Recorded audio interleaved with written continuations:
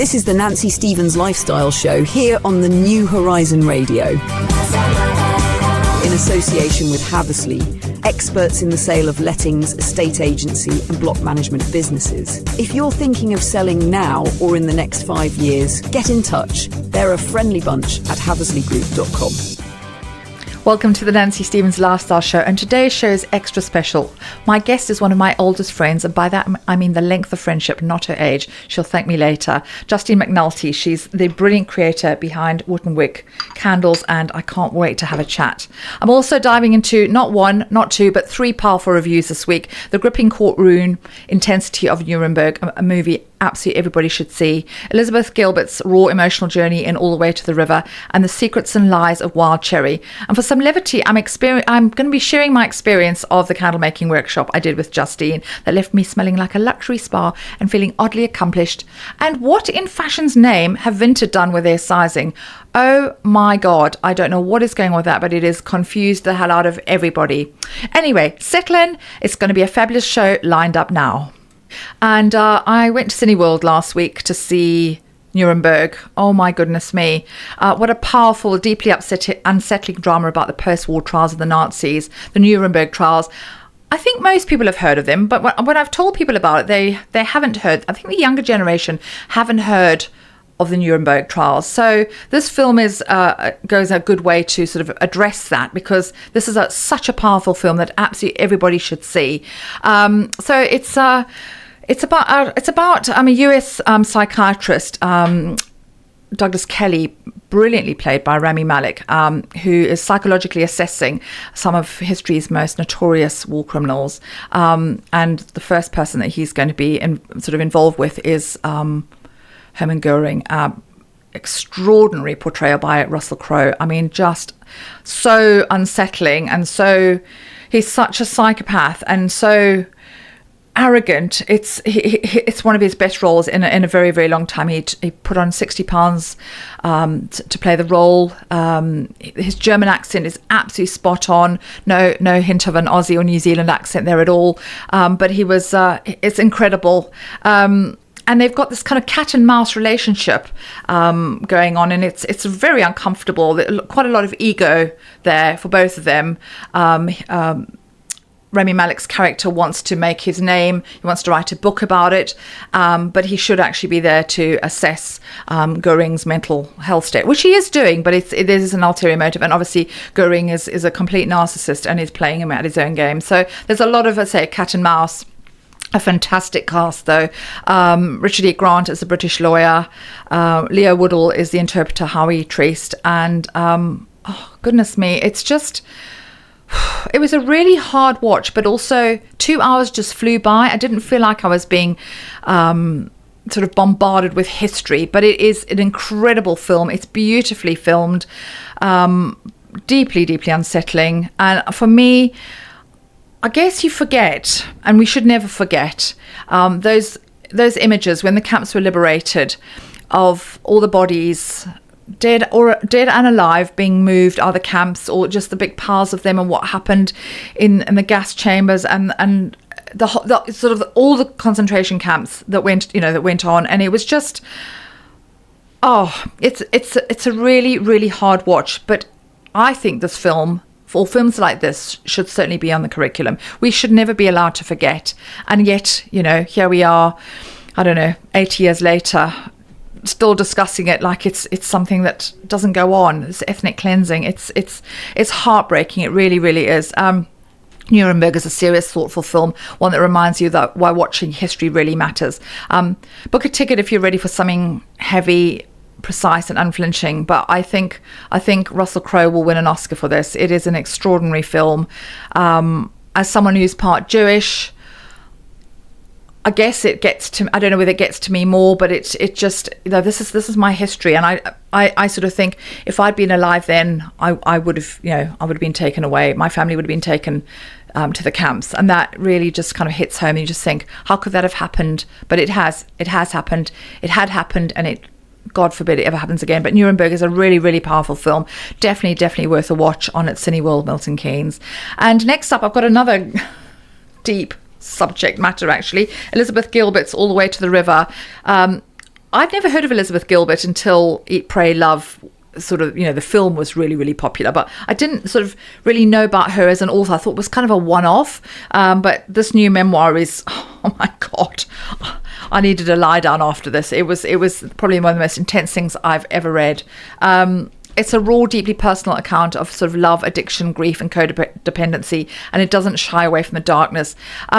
It's about Gilbert's relationship with her late partner, Raya Elias, who is an addict and is dying of cancer. And it is, it's a heavy, heavy read. I did enjoy it in a weird kind of way, but their relationship is so unhealthy. The codependency with one another is it's just I've never seen anything, or never sort of read anything like it, actually.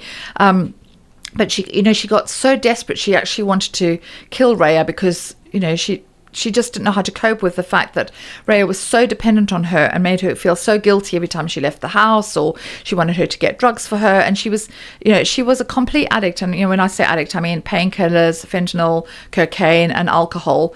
Both of them did AA, and also, Gilbert is also a sex addict, so she'd gone to Sex Addicts Anonymous, or whatever it's called, to try and come to terms with who she was. But she'd always been in relationships. She'd gone from one relationship to another. She didn't know how to be on her own, and rather than being on her own and walking away from this really, really unhealthy relationship, they just stayed together, and it just fueled this incredible, as I say, this incredibly codependent relationship. But I guess reading something that's true, you look at this author, and she's been so honest, and it's an extraordinary book.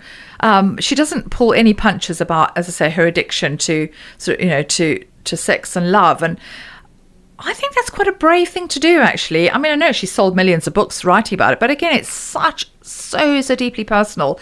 But I thought it was a really, really good read. It's brutal, unfiltered. Some of the book's most powerful moments come when she's hardest on herself, and she is extraordinarily hard on herself. And that's something I kind of can relate to, because I'm incredibly hard on myself. This sort of constant need for perfection, and sort of driving yourself, driving all the time. And you sort of think, who am I doing this for? Why am I actually doing this? And I might chat a little bit more about that next week, actually, because at this time of year, I find, and I've said this before, about the sort of freneticism and the pressure to be perfect and to get perfect presents and make everybody happy, but to the detriment of whom? It is really, really thought-provoking. It's a departure, as I say, from Eat, Pray, Love, trading lightness for something far heavier. If you're ready for something deeply honest in an emotionally raw journey through love, grief, and the sort of terrifying edge of codependency, this book really delivers. But with all its beauty, it's not an easy read. But again, for someone like me who has been with someone who's an addict, it's uncomfortable, and I had to put the book down a few times when they're talking about going to AA and sort of Al-Anon and the whole process of living with an addict. So that was deeply, deeply personal.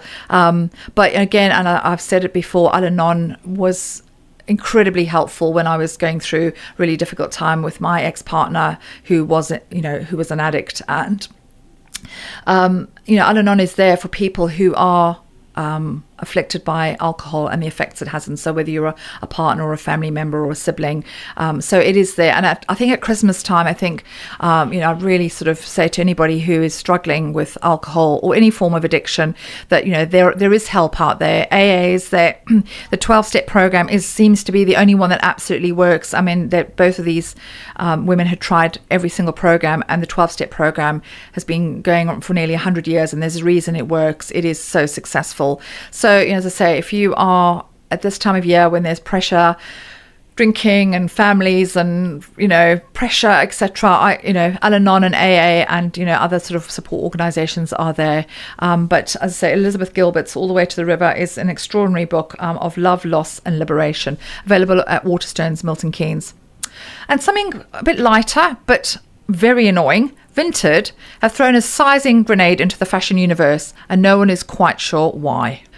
Listen, Vinted has been a runaway success. It has been, I think it's exceeded everybody's expectations, and it has been the go-to site for many, many years to flog your unwanted clothes or buy. I only sell, but, lots of people buy on Vinted. But what they've done They've moved from a standard UK EU sizing to category sized options. So instead of the usual 8, 10, 12, small, medium, large, you've got options like size 2 to 4 or XSS or XS or small, medium, large, or just one size, or even US style numbers depending on the brand. It's so confusing. So they've mixed different styles into the same drop downs, which is why it feels like a maths puzzle. They've tried to sort of standardize across countries, and very, very badly. Because vintage is used internationally, they've tried to kind of unify the sizing, and the result is an absolute chaotic blend of UK, EU, US, and brand specific style logic. So UK 12 can appear as a medium, a 40, an 8 US, or a size 4, depending on how the listing defaults. I mean, what the actual? I just don't understand why a site that is so successful has done this. It just feels like greed has got in the way. So sellers have now got to choose from restricted preset sizes. So you can't just type UK 12 fits like a 10, 12. You have to choose like a forced category, which often doesn't match the garments. This means like dresses just kind of don't always match the size options. Jeans are sort of appearing as custom or unknown. I mean, how unhelpful is that?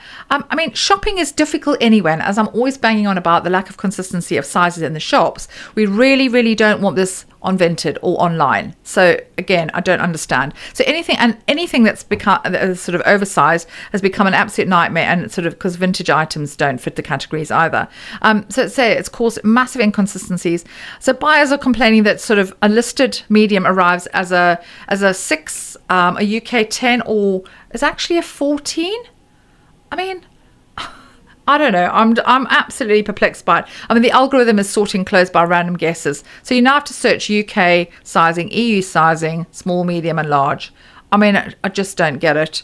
I think who's ever done this will be sacked, because this is an absolute PR disaster, and I really feel sorry for who's ever doing their PR at the moment, because there's been so much social media backlash about it. So I don't know, Depop and eBay and all those other sites are going to be rubbing their hands together with glee, because this is an own goal scored by Vinted, and it's a shame. I think it just feels like they got too greedy. And also, do you really want to send a t-shirt to the US? £2? I don't think so. Anyway, moving swiftly on, I'm going to be talking about Nicole Lecky's new drama on iPlayer called Wild Cherry, and this is a really uncomfortable drama. It kind of reminded me a little bit of Pretty Little Liars or something like that was on a couple of years ago, that sort of went on and on and on. This thankfully was only on for 6 episodes, but yeah, this is showing teenage girls at their absolute worst. Nicole Lecky has done it again. She's written this extraordinary drama which is on iPlayer called Wild Cherry. Behind the immaculate lawns and glossy front doors of the posh Riverford estate, which I think is probably set somewhere like the home counties or the Cotswolds, lies a world built on privilege and rotting with secrets. Here appearances are everything and truth is a currency which no one can afford to spend. And at the centre of it all is this group of deeply unpleasant people, actually. There's nobody even vaguely likeable.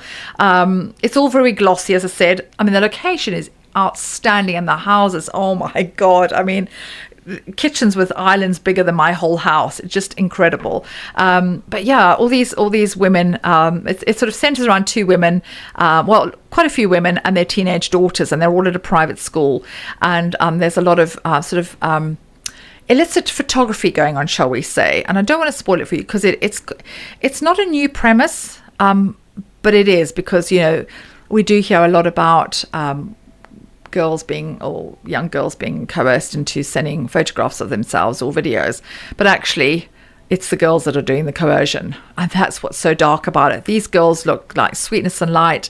They're high achievers, A-lister, A sort of A-star students, and butter wouldn't melt, and they've got everything money can buy, but it's not enough. So part of the narrative is that they are trying to claim back what the boys are trying to do in that sort of a bit of blackmail. But as I said, the characters are all very unpleasant, and you're kind of not rooting for them in any way, shape or form, because they're all so narcissistic and so vain and so self-absorbed. But it is a great drama, and as I say, from an aesthetics perspective, it's just absolutely incredible.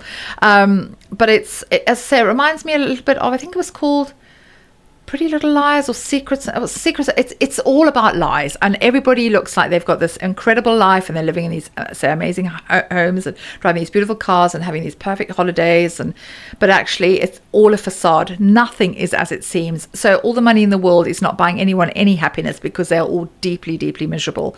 But it's a great drama. I binged it.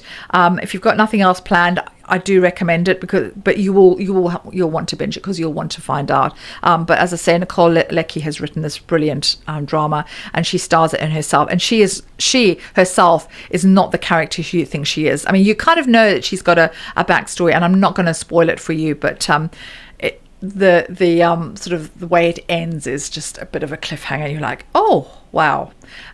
So yes, fantastic show, Wild Cherry on iPlayer. Anyway, coming up, I've got another fabulous workshop that I've been to, and this time it's candles. And the studio is smelling divine, smell of gingerbread. A couple of weeks ago, I went to another fabulous workshop, and my special guest, Justine, will be on in the next hour talking about her amazing workshops. But I just wanted to say that I've done a lot of workshops, and they make the best Christmas present. I think everybody's over having stuff. We want experiences. Well, I certainly do. I've told my boys I don't want anything. I don't need anything. I'd like to go to the theatre, have an afternoon tea and a spa, being very specific. I don't want stuff. But doing a workshop is such a lovely thing to do, because you're involved, in what you're making. There's a whole creative process, but it's also sort of being with other women as well. And we did have such a giggle. So I went to a candle making workshop, and I absolutely love candles. But in terms of quality, let's say they do differ. So you've got kind of the Jo Malone in, and then you've got supermarket, and they use some very dodgy wax in some of the supermarket ones. But I'll be chatting to Justine later about the quality wax that she uses. But for the purposes of radio, I've got my beautiful candle. We're going to be showing a bit more on the next hour about how gorgeous they are. And I wish this was smell-o-vision. It smells absolutely divine, but the studio smells of gingerbread. But Justine only uses the best wax with no nasties, and as I say, the smell of gingerbread is absolutely divine. But it was just such a lovely thing to do. Her cabin is really cozy, and she's got the Aga and the fire, and it's just lovely, and Prosecco was flowing. I wasn't drinking, but the other girls were, and we just had the best time. And it was just lovely making something and being able to sort of take away something that you've made on your own. Mine does look like a child has made. I put loads of sweetie things on it. So yes, I'll be demonstrating more of this in the next hour. But we had the best time. And as I say, if you're looking for Christmas inspiration, honestly, a workshop is such a lovely thing to do. And I promise you, whoever's the recipient of this gift will be absolutely delighted. So coming up, I'm delighted. I've got the creator of these fabulous candles, one of my oldest friends, and I don't mean old as in age, I mean as in we've been friends for 25 years. I'm very excited. I love all my guests, but I love this one probably the most. Justine from Wootton Wick Candles, but her background is a primary school teacher, school sports coordinator. She loves being creative and practical, and a lockdown project became a booming business, which was featured in John Lewis. Pardon me. Welcome, Justine. Hi, Nancy. Thank you. It's so lovely to have you on, and we've got so much to talk about. We're going to talk about candles first, but honestly, I think lockdown was where it all started, because I mean, most people were baking banana bread, and you decided to do something a little bit more productive. So where did the candle thing come from, though? Okay. Well, yeah, as you said, people were making banana bread, sourdoughs. I thought, well, it sort of took me back to the 70s when I got a candle making kit as a child, and I remembered how fantastic it was, how I really enjoyed it. So I went on to Amazon, as you did at that day, in that time. Other retailers are available. Yes, sorry. And bought a couple of kits and just started experimenting with essential oils, also with fragrance oils, different waxes, and that carried on for sort of through lockdown. I started gifting them to friends and family at Christmas, and it just sort of became a bit of a passion project over the next year or so, just trying out different waxes and different fragrances. And it has become it's become so popular, and I think it probably exceeded expectation, because I know it was a bit of labour of love. It was just a bit of a hobby, but then it became this booming business that ended up being featured in the Great British Exchange. And being John Lewis, I mean, that must have been, as a big John Lewis fan, it must have been a pinch me moment. Oh, it was fantastic. Yeah, it really went from just being a little project at home. I was away back, I think it was the end of 21, with a friend, and she said, just go for it. And I did. I applied to the GB Exchange, and then all of a sudden I was in John Lewis, surrounded by friends and family, helping with a huge range of products at that time. It was just fantastic, really embraced by the genreist community, by the partners, and it was just wonderful to meet so many new customers who've now become friends, and they continue to be part of my life because they come along to do workshops with me. And the workshops are so lovely. As I said earlier, it was such a lovely thing to do. And I think at this time of year, when we were all being, sort of the pressure of buying stuff, but nobody wants stuff. I don't want stuff. I want to do things, and it was such a lovely thing to do. So I think for you, it was very much. I say it was a passion project that has, sort of exceeded expectation. But did you ever at some point think, oh my God, this has got a bit big? This is not quite what I had in mind. Yeah, totally. Much as I loved it, there was a lot of pressure I felt. And it became a little bit more of a burden. I hate to say that, but it went from being this wonderful, enjoyable activity to being really pressurized, and I thought, what do I really want out of this? And I'm really lucky. I've got an amazing space in my garden. I've got this wonderful studio, and I thought, I used to love teaching, and I can combine the two. I can do workshops here for friends, family, and that's how it started. I started with my book club group, and I look back at that and think, oh my goodness. Were they your guinea pigs? Yeah, totally. Yeah, they were. And then I did some family, and then I just sort of thought, I'm just going to go with it. And it has evolved over the years. You get a choice of candles, different wicks. I kept to the same wax because I found this amazing wax, which is a rapeseed and coconut blend, which is just wonderful, free from phthalates, petroleum, anything nasty. So it is a premium, expensive wax, but I just think it's worth it. Premium and expensive like you. Thank you, Nancy. Like us. I was talking earlier about budget candles, and obviously, there's so much choice out there. I mean, you've obviously got Jo Malone, which is, you have to pretty much sell a kidney to get a Jo Malone candle, and they are lovely. And then you've got neon, and then you've obviously got the sort of the lower end of the sort of scale that you'd get in supermarkets, and there is. They are some of that stuff is nasty, because I've one of your candles, the Base Sauvage, which we'll show in a minute, which is just, you've got to see, it's just so pretty.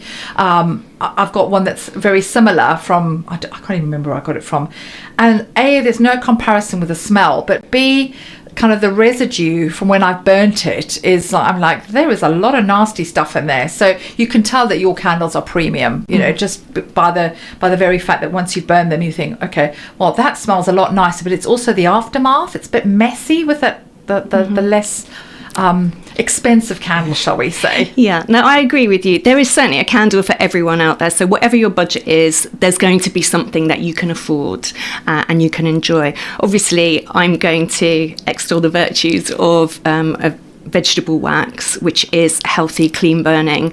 But, there is something for everyone, whatever your budget is. And we're going to talk a bit more in a minute about, say, workshops, which I went to, say, a couple of weeks ago, and it is such a fun thing to do. Firstly, the name. We love a little bit of alliteration. Mm-hmm.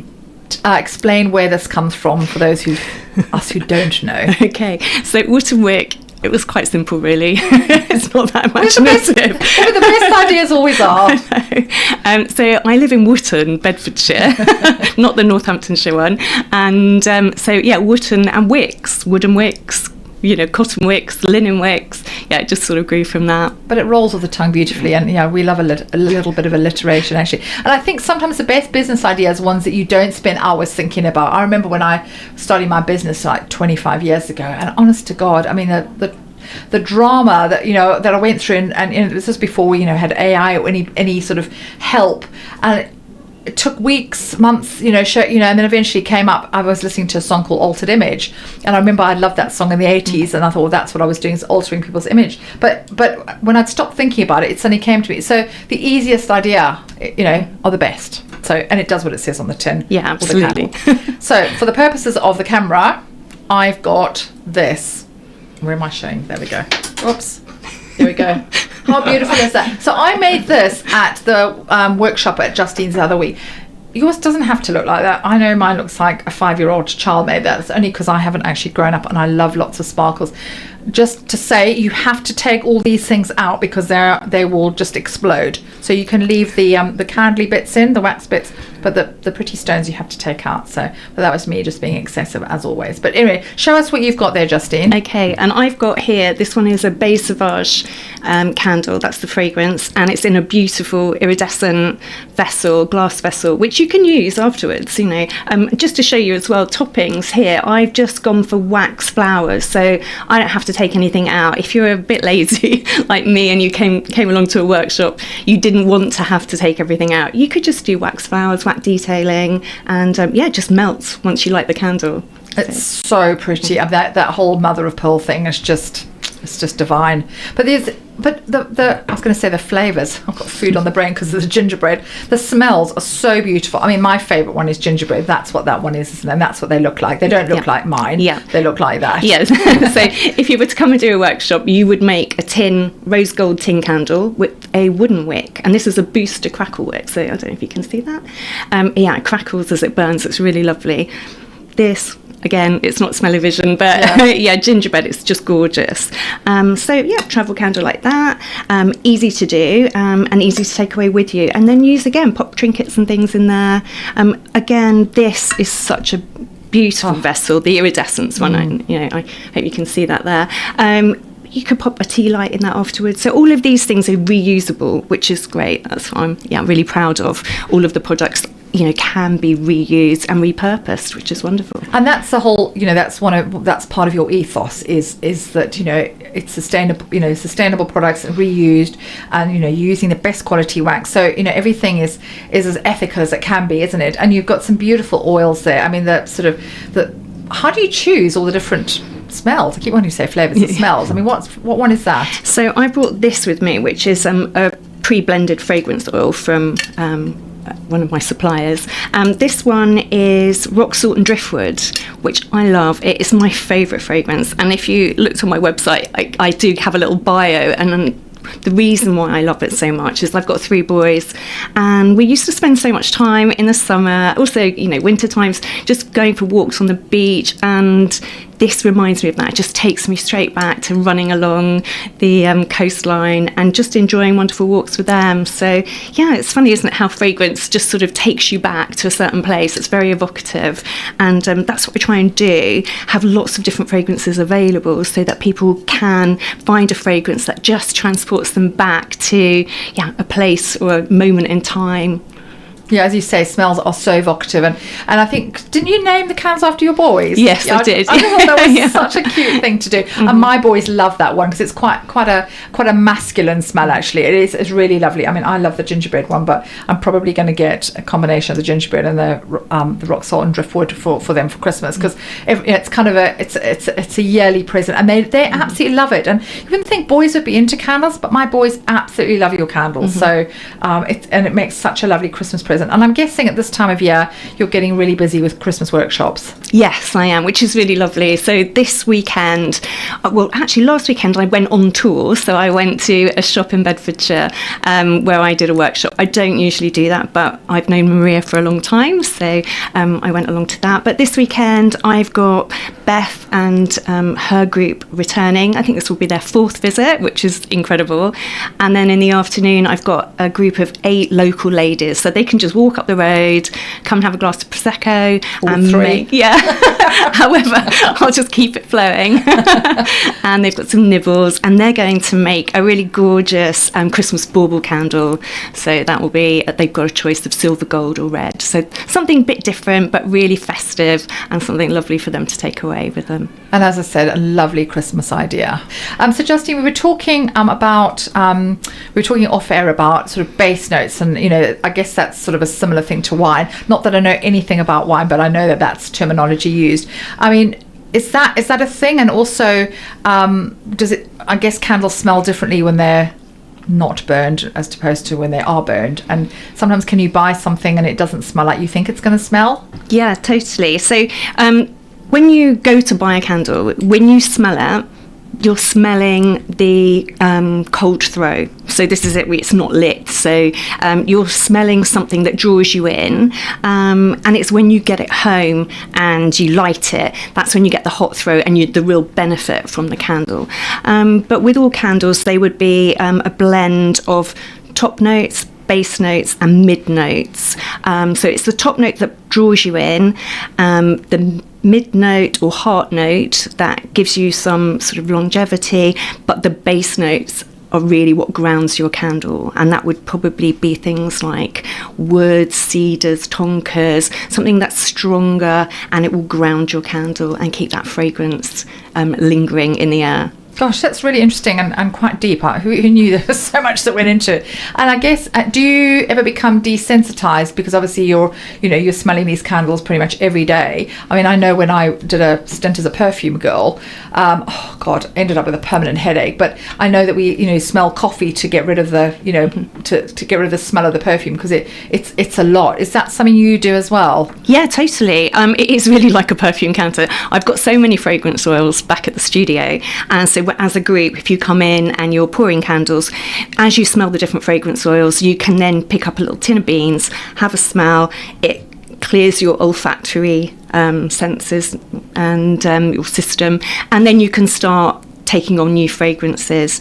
And I find that, like anything really, it might be like a perfume too, that there are times when I absolutely adore a fragrance and I burn it all the time, and then I might think I've overloaded and try something new. So I'm always trying new fragrances, but I do go back to my old favourites of gingerbread and rock salt and driftwood. So gingerbread all year round then is a thing? Yeah, definitely. I never thought it would be, and initially kept it just as a Christmas fragrance, but I had demand for it. So it's, in my original collection all year round. Does that make you hungry? It does, yeah. To be perfectly honest, I'm sitting here and I can smell it, and I'm feeling really hungry. I'm feeling like, I'm definitely feeling like I need to go and have a hot drink and a gingerbread biscuit or something. It just smells divine. And also, one of your USPs about your workshop is that, you have people there that know each other. So you don't have randomers on there, because I think sometimes that can be a bit awkward. You're doing something that's quite intimate, making a candle. And, it's lovely, as you say, is it sort of just family and friends? So you wouldn't have, say, strangers in your workshops? Yeah, for the most part, my USP is that when you book a candle making workshop, you're there for 2.5 hours, and it's just you and your tribe, your family, your friends. So it's a chance to make memories together, to catch up. Lots of times people live, quite desperate lives. So in different areas, regionally. I had a workshop a couple of weeks ago with a lady who I'd met in John Lewis a couple of years ago, and she's got 3 grown-up children, and they came together as a family of 5. One of them lives in Bristol. So getting them together, the logistics of getting everyone together is really tricky, but having a space where you can do that and you're uninterrupted by anyone else, I just think it's wonderful. It's really nice. And it is the most beautiful surroundings. I mean, honestly, alpacas and this beautiful garden and the cat, your studio is just so homely, and you've got your Aga burning, and it's just lovely. You feel, I mean, when I was there a couple of weeks ago, I just didn't want to leave, didn't want it to end. I could have happily just made another candle, because it was the sort of the bonhomie and the sort of the atmosphere, and we all knew each other in there as well, which really, really helps. But it was just such a warm, lovely thing to do, and so uniting, isn't it? Yeah. Oh, thank you for saying that, because I love the space, and I love it in the winter with the log burner on, and it is really toasty, and it's gorgeous in there. But equally, in the summer, I've got a gorgeous garden. The chickens are roaming around, the alpacas come over because they think they might get an apple. So it's lovely to sit outside and enjoy the sunshine and just enjoy the bird song and the nature, because to be honest, I am quite, I'm not far away from Bedford. I'm just between Bedford and Milton Keynes, but it's quite rural. I don't have a pavement. That's one way of putting it. You don't have a pavement, actually. Okay. But where you live is absolutely beautiful, and it is, say if you wanted to get away from the sort of the freneticism of the city, or even a town that's really, really busy, it feels like a sort of a rural idyll, and it's just lovely. So I've got Justine in, not just to talk about candles, but we're going to talk about all the stuff that we love. That we do a lot of stuff together. We both love reading. We both love similar films. Love the same shows as well. So we both have very different opinions of Wicked. We both saw it yesterday separately, actually. So, are you a diehard?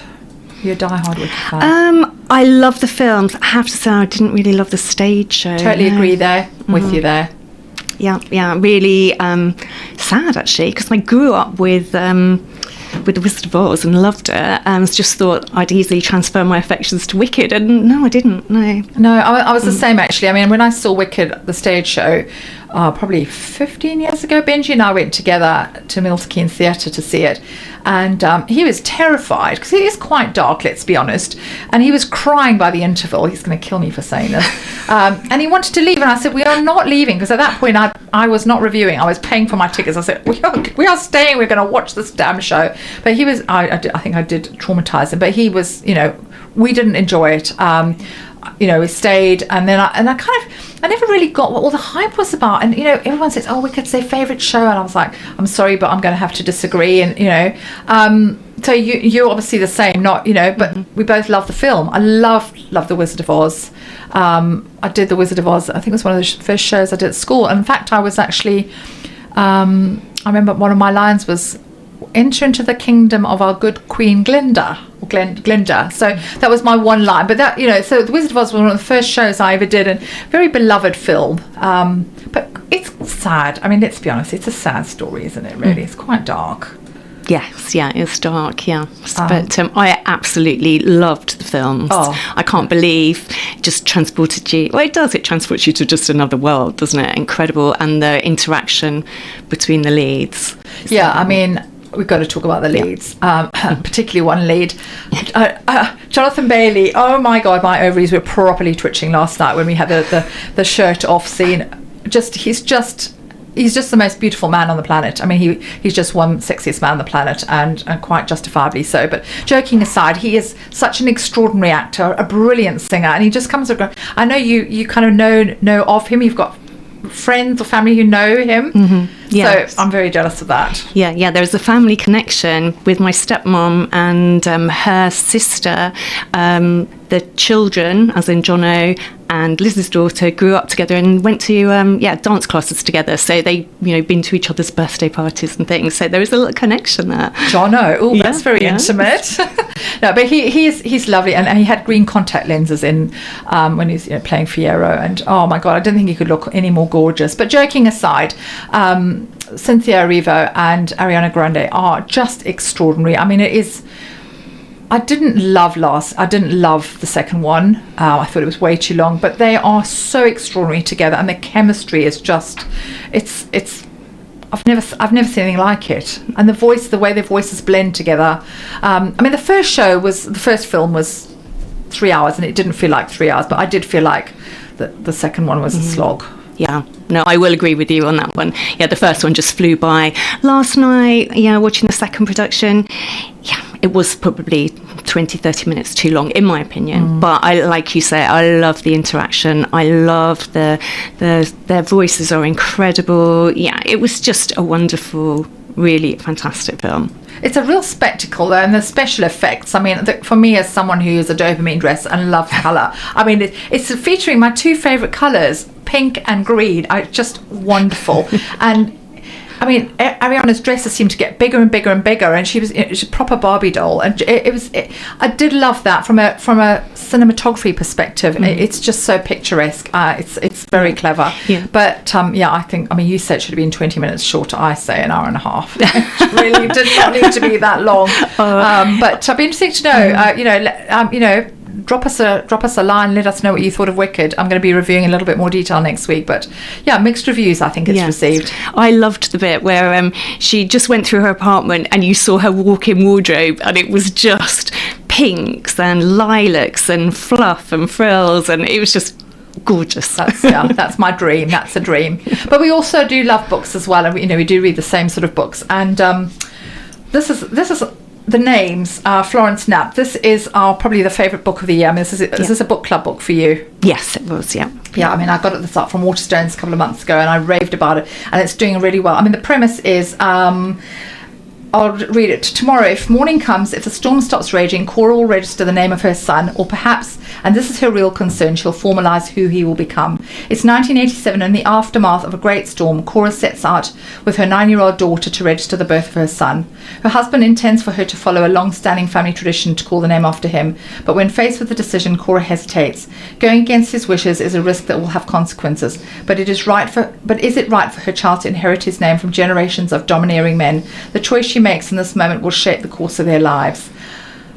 It's just an extraordinary premise, though, isn't it? It's just beautifully written. And then she's got her son Bear, then he's Julian, or he's Gordon, and the way it just each story, the trajectory of his life, governed by his name. It's an amazing premise, isn't it? Yeah. Oh, it's fantastic. And I love the idea that we can be shaped by our names, and also how people respond to us through our names. But with this one, 3 completely different narratives, and I felt that I was totally emotionally invested with each and every character in the book. That's why I loved it so much. Yeah, it's definitely, for me, one of my top 5 books this year. And as you say, emotional investment in characters is so important. Yeah, if the character doesn't resonate, I'm not. That's it. I'm out. Whether it's TV or movie or a book, if the characters don't get me there in my heart, that's it. I'm out. Yeah. I'm out. Yeah, no, I agree with you on that one. That book's a 10 from me. Yeah, it's a 10 from me as well. We were talking about names off air, and we decided we're going to carry on talking because it's sparked such a debate, hasn't it? Yeah, it really has. And what is in a name? And that's a great thing about reading a book like that as well. The names is that it just does spark conversation. Does spark such great conversation. So your story with your youngest Daniel. Tell us the story, because it's not a dissimilar one to mine. Yeah, it's quite funny actually. So. Youngest son, I've got 3 boys, and I had an elective cesarean. Not because you were too posh. No, because I'd had a medical issue. Tom had got stuck and had broken collarbones, so I had to go down that route. Not that we should have to justify it. No, but I feel that I do. Yes, I always do.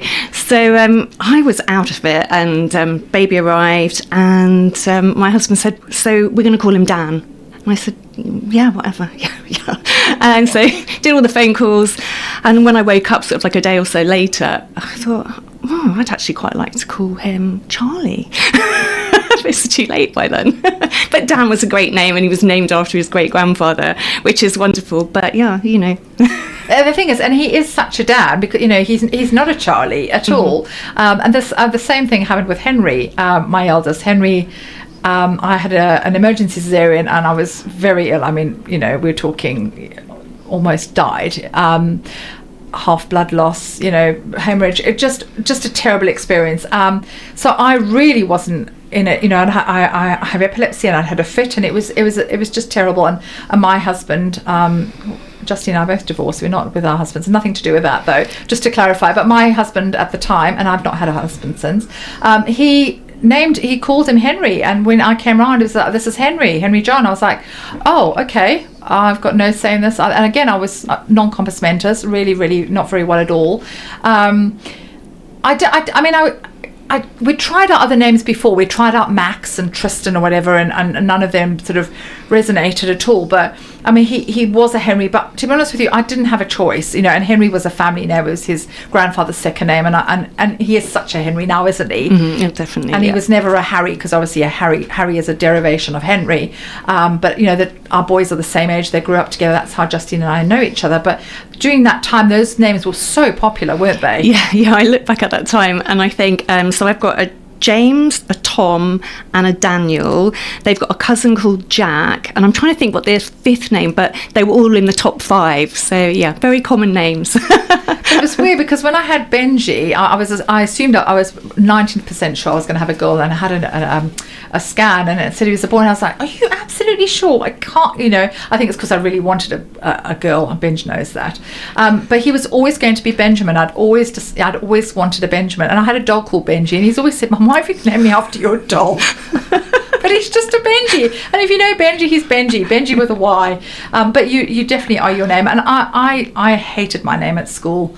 Nancy was not a cool name to have in the 70s. I was not a cool kid. I had a monobrow and a massive gap in my teeth and a pudding bowl haircut. So, being labelled with a name like a moniker of Nancy wasn't, and I say not a popular child. And everybody in those days, in the 70s and 80s, was called Tracy, Debbie and Michelle. And no disrespect to Tracy, Debbie's and Michelle now, but I'm very glad I'm called Nancy, because it's, it's quite a popular name. Those old-fashioned names have had a sort of comeback. How did you feel being a Justine? Because that's quite an unusual and exotic name. Yeah, it's quite unusual. And the weird thing is, when I went to secondary school, there was another Justine. We became really good friends, but we were put in the same form. So out of 120 children, 2 called Justine in the same form. Why? The chances of that. It was just so weird. Yeah. And your sister's called Kirsty, and again, really pretty. They're really pretty names, actually. Yes, yeah. She's a Kirsty Madeline, which I think that's is really lovely. Pretty, yeah. And I'm a Justine Nicola, which doesn't ring quite so nicely, but it doesn't roll off the tongue in the same way.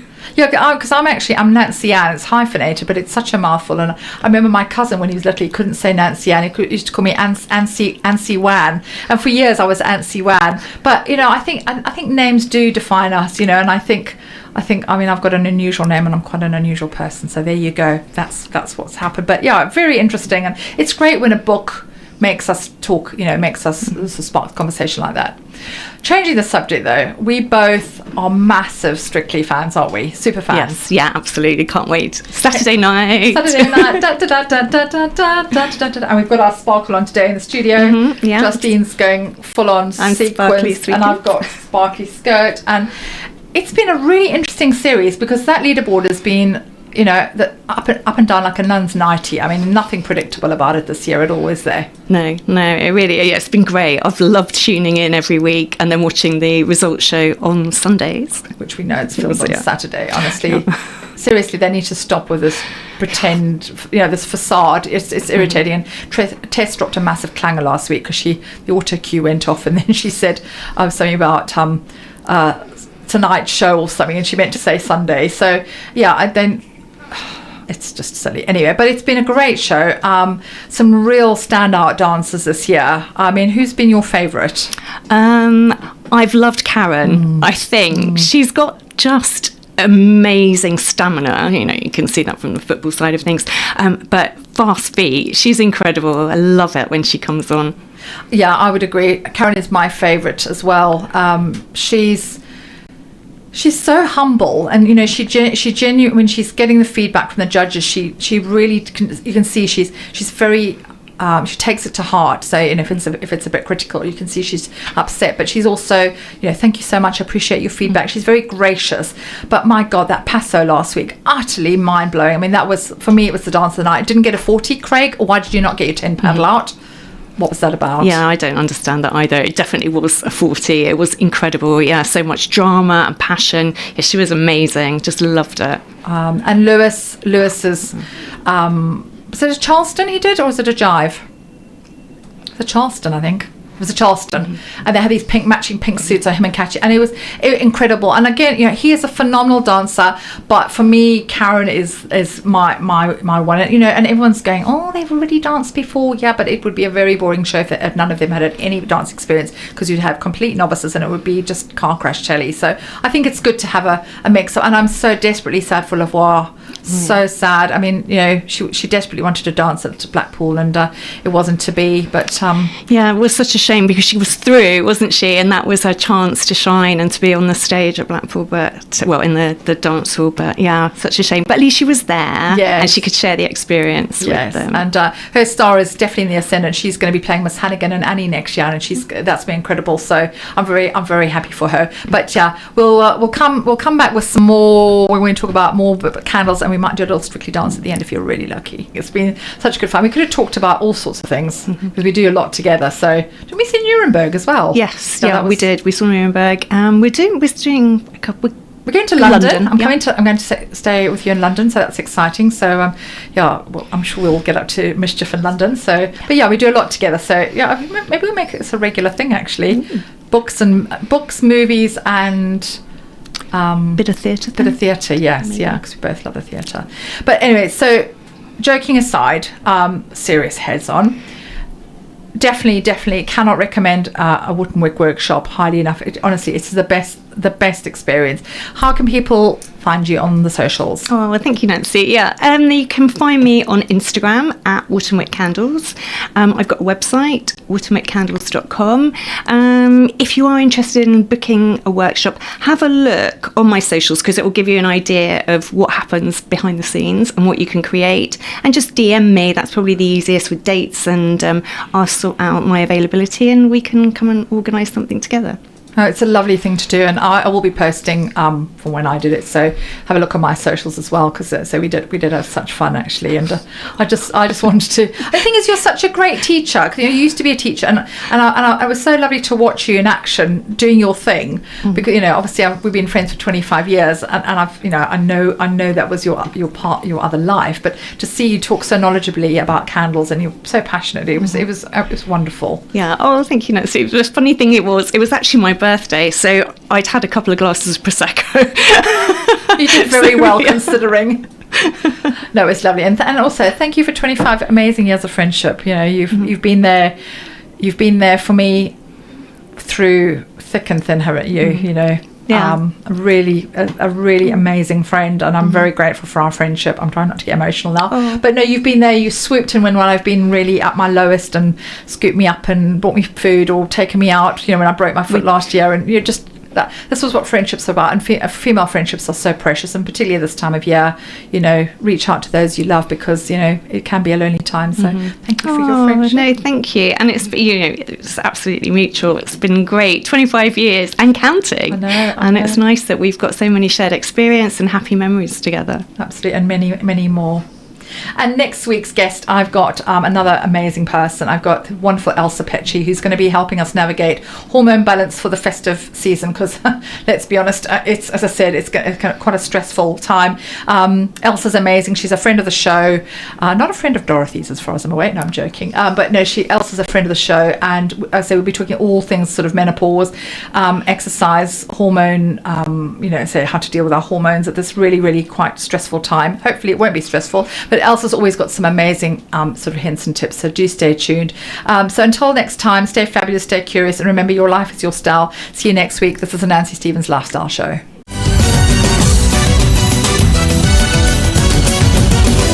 Keep dancing!